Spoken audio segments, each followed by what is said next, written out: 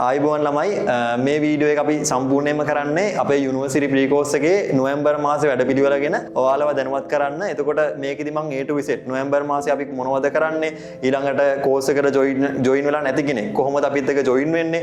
ඊළඟට මෙතන ඉඳන් මාස 4ක් ඇතුලේ අපි කොහොමද මේ තියෙන වැඩ ටික කම්ප්ලීට් කරගන්නේ? මොනවද අපි කරන්නේ? මේ ගැන සම්පූර්ණයෙන් අපි දැනුවත් කරනවා මේ වීඩියෝ එකේදී. ඒතර ඔයාලා දන්නවා මේ අපේ යුනිවර්සිටි ප්‍රී කෝස් එකේ මේ අපි කරන්නේ 4th batch එක. එතකොට මේ වෙද්දී ඔයාලගේ අක්කලා අයියලා batch 3ක් අපි එලියට දාලා තියෙනවා. ඔයාලා මේ වෙද්දී යුනිවර්සිටි වල හොඳට වැඩ ටික කරගෙන හොඳ ඒ කියන්නේ හොඳට GPA එක තියාගෙන යුනිවර්සිටි වල වැඩ කරගෙන යනවා. එතකොට අපි කරන්නේ ඇත්තටම මේ කෝස් එකේදී කරන්නේ සම්පූර්ණයෙන්ම ඔයාලගේ යුනිවර්සිටි යන කලින් ඔයාට A level ඉවර වෙලා ඉන්න ඔයාගේ knowledge එක සහ යුනිවර්සිටි එකේට අවශ්‍ය knowledge එක අතර යම්කිසි difference එකක් තියෙනවා. ඒ difference එක හදලා ඊට අමතරව ඔයාලා යුනිවර්සිටි එකේ ප්‍රස්ටි එක බේස් කරගෙන අවුරුදු 4ටම වැදගත් වෙන ලොකු content එකක් අපි මෙතනදී cover කරනවා. එතකොට අපි මේ කෝස් එකේදී ඔයාලා දන්නවා මම කලින් වීඩියෝ එකෙත් පොඩ්ඩක් ඔයාලව හැඳින්වීමක් කරා අපි මොනවද කරන්න කියලා. මේකෙදී අපි engineering mathematics ඊළඟට chemistry physics ඊට අමතරව programming කියලා subjects 4ක් මූලිකවම cover කරනවා. එතකොට මේ cover කරද්දී ඔයාලට දැන් කෙනෙක්ට හිතෙන්න පුළුවන් මේ අපේ දැන් තියෙන දැනුම අපිට ප්‍රමාණවත්ද මේ කෝස් එකට ජොයින් වෙන්න කියලා. ඔයාලා මොන තත්ත්වෙ හිටියත් ඔයාලා මොන මට්ටමේ හිටියත් හැම කෙනෙක්ටම ගැලපෙන්න ඔයාලට අවශ්‍ය knowledge එක අපි දීලා මෙතනදී cover කරනවා සම්පූර්ණයෙන්ම මේ අපේ කෝස් එකත් එක්ක මේ විදි ප්‍රස්ටි එකේ ඉන්න කෙනෙක්ට උනත් කිසිම ප්‍රශ්නයක් නැහැ ජොයින් වෙන්න පුළුවන්. මම වීඩියෝ ගොඩක් දිග කරන්නේ නැහැ. මම සම්පූර්ණයෙන් මේ වීඩියෝ එක කියන්නේ අපි නොවැම්බර් මාසේ මොනවද කරන්නේ? නොවැම්බර් මාසේ අපිත් එක්ක ජොයින් වෙන කෙනෙක්ට කොහොමද වැඩ ටික වෙන්නේ කියලා. පළවෙනියටම කියන්න ඕන නොවැම්බර් මාසේ එන කෙනෙක්ට අපේ පළවෙනි දවස් 4 ඇවිල්ලා බලන්න පුළුවන් කෝස් එක කොහොමද මේ කරන වැඩ ටික ඔයාලට වැදගත් වෙයිද?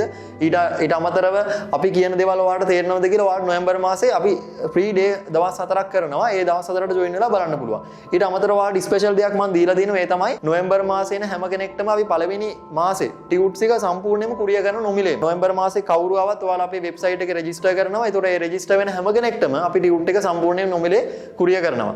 හරි. අපි යමු වීඩියෝ එකට. දැන් අපි ළමයි ඇත්තටම අපේ කෝස් එකේ මම කිව්වා සබ්ජෙක්ට් 4ක් කරනවා. ඒතකොට පළවෙනි මාසේ අපි පළවෙනියටම කවර් කරන පළවෙනිම දේ තමයි engineering mathematics. එතකොට අපි engineering mathematics කියන කෝස් එක ඇතුලේ මේ අපි plan කරලා තියෙනවා ප්‍රධාන units දෙකක් කවර් කරන්න. ඇත්තටම අපේ කලින් batches වල නම් මූලිකවම කවර් කරේ ළමයි එක unit එකක් විතරයි පළවෙනි මාසේ. හැබැයි ඔයාලට සතියට දවස් දෙකක් තියෙනවා. ඒ දවස් දෙකේ units දෙකක් අපි යන්නේ. එතකොට පළවෙනියටම ඔයාලට කවර් වෙනව ළමයි functions කියන unit එක. functions කියන unit එකේ පළවෙනි කොටස. ඒ පළවෙනි කොටස සම්පූර්ණයෙන් කවර් වෙනවා.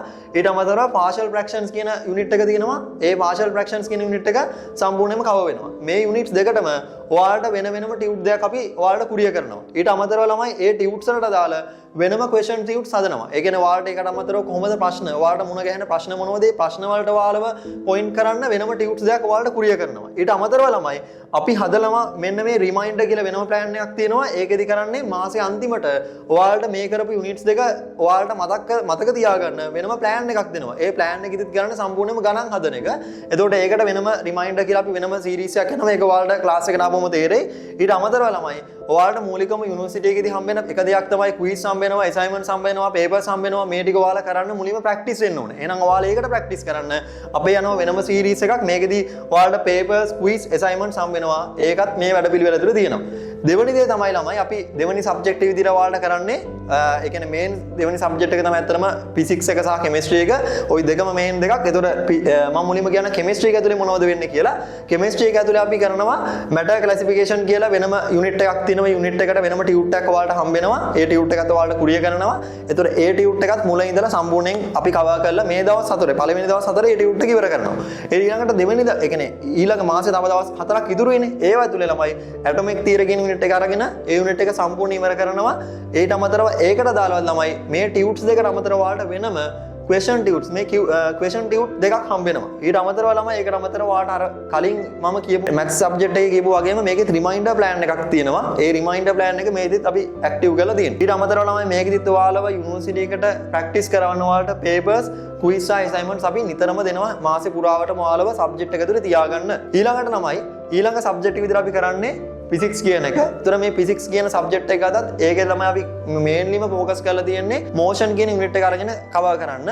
ඒ motion කියන unit එක ළමයි ගොඩක් ලොකු යුනිට් එකක්. ඇත්තටම මේක අපි මැත්ස් යුනිට් එකත් එක්කත් පොඩ්ඩක් සම්බන්ධයි. මැත්ස් එකේ අපි ඩිෆරෙන්ෂියේෂන්ස් ඊළඟට ලිමිට්ස් ඒ වගේ කැල්කියුලේෂන්ස් පාර්ට් එකක් කරනවා. ඒ ටික කරාට පස්සේ මේකේ දෙවෙනි පාර්ට් එක අපි පටන් ගන්නවා. ඒ නිසා පළවෙනි කොටස විදියට මේකේ ලීනියර් මෝෂන්ස් කියන යුනිට් එක අපි කරනවා. ඒ ලීනියර් මෝෂන්ස් කියන යුනිට් එක වගේම ප්‍රොජෙක්ටයිල් කියන මෝෂන්. ඒ කියන්නේ ඇත්තටම මේ මෝෂන් කියන යුනිට් එකේ සබ් යුනිට් එකක් තමයි මේ ලීනියර් මෝෂන් සහ ප්‍රොජෙක්ටයිල් මෝෂන්ස් කියලා කියන්නේ. ඒකට දාලා ටියුට්ස් දෙකක් අපි ඔයාලට ප්‍රී කුරිය කරනවා. ඊට අමතරව ළමයි ක්වෙස්චන් ටියුට් එකක්. ඒ කියන්නේ මේ ටියුට්ස් දෙකට අදාළව ක්වෙස්චන් ටියුට්ස් දෙකක් ඔයාලට හම්බ වෙනවා. ඊට අමතරව අර වගේම අර කලින් සබ්ජෙක්ට් දෙකේ කිව්වා වගේම රිමයින්ඩර් ප්ලෑන් එකක් මේකේ ක්‍රියාත්මක වෙනවා.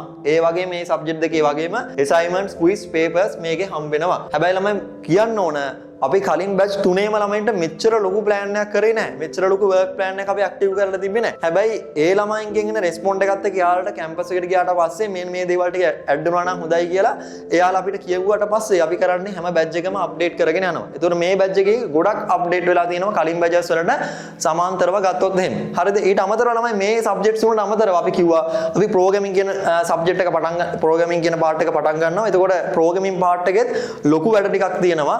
ඒ කියන්නේ ඒකේ ළමයි කරන්නේ ඇත්තටම ප්‍රෝග්‍රෑමින් වල අපි හිතන්නේ වාලා බිගිනර් ලෙවල් එකේ ඉන්න කෙනෙක් කියලා. සමහරලාට ICT කරපු දරුවෙක් නම් A level වලට යාට මේ වෙද්දි Python කියන යුනිට් එක කවර් වෙලා තියෙනවා. හැබැයි ඒ Python කියන එක කවර් වුණාට ඔයාලට ප්‍රෝග්‍රෑමින් වල ෆන්ඩමෙන්ටල්ස් ඊළඟට ප්‍රෝග්‍රෑමර් කෙනෙක් කොහොමද මොන හරි ප්‍රොබ්ලම් එකක් දිහා බලන්නේ කියන තැන ඉඳලා ඔයාලට ඇඩ්වාන්ස් ප්‍රෝග්‍රෑමින් දක්වා මේ වැඩ ටික අපි කරගෙන යනවා. ඒ නිසා ඕනම කෙනෙක්ට පුළුවන් අපිත් එක්ක ජොයින් වෙන්න. තාමත් ඔයා ප්‍රමාද නැහැ. ඔයාලට මේ වීඩියෝ එකත් එක්කත් මම ඩිස්ක්‍රිප්ෂන්ස් වල ලින්ක්ස් දාලා තියෙනවා. ඊට අමතරව අපේ නම්බර්ස් තියෙනවා. ඕන අපේ නම්බර් එකට කතා කරපුවා අපේ කාර්ය මණ්ඩලය ඔයාලට ඒවට රිප්ලයි කරා. ඒ නිසා හැමෝම සම්බන්ධ වෙන්න. අපි අපේ වැඩ ටික මේ සතියේ පටන් ගන්නවා. මේ තමයි අපේ නොවැම්බර් මාසෙට දාලා වැඩපිළිවෙල. ඒ නිසා මේ වගේම මාස 4ටම දාලා ලොකු වැඩ සෙට් එකක් තියෙනවා. තව කෝස් එක අප්ඩේට් වෙනවා. ඒ නිසා හැමෝම සම්බන්ධ වෙන්න ප්‍රමාද වෙන්න එපා. යුනිවර්සිටි යන කලින් මේ වැඩ ටික කරගෙන ගියොත් ඔයාලට අනිවාර්යයෙන්ම ලොකු වැලියු එකක් යුනිවර්සිටි එකේ දෙයි. ඒ නිසා තාමත් ඔයාලගේ ජොයින් වෙලා නැති යාළුවෝ ඉන්නවනම් ෂෙයා කරන්න.